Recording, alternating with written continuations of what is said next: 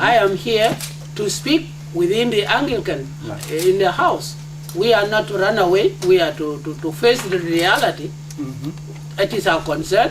It is the concern of our people. We have to speak to it. We have to face one another for the reality of our people. We are not condemning anybody, but we have to face the crisis of the Anglican world. We are for the Anglican world, and we want the Anglican world to remain united. We are not throwing anybody away, but we want to say this is not the norms of the Anglican world. Well, I think there is already a breakdown of the Anglican communion.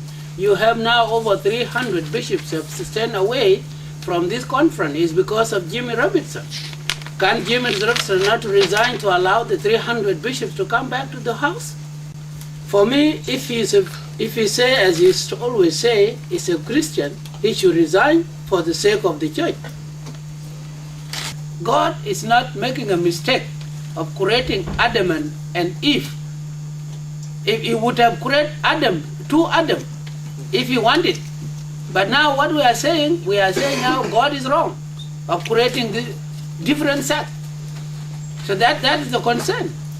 What we want is that Jimmy Robinson have to be away from the Anglican world and be a normal Christian. I come to the conference to come and say this is statement because I have to speak within the conference, not to speak from outside. The question is not whether Jim Robinson comes in or not. The question is what is the statements of dealing with what has happened to the Jim Robertson. So the statement is the one being asked by the GovCon. I'm here to say to you that let the Anglican world be united. That is my position.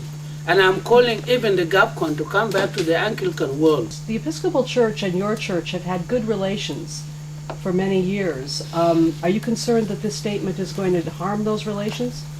I'm not talking to the individual bishops that are relating with the Sudan, but I'm talking to the institution of the Episcopal Church in America.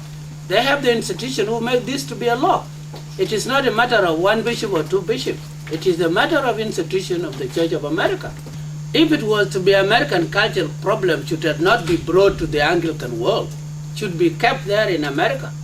But as far as it is within the table and within the family of the Anglican world, it becomes our concern. We are not saying we are excluding them.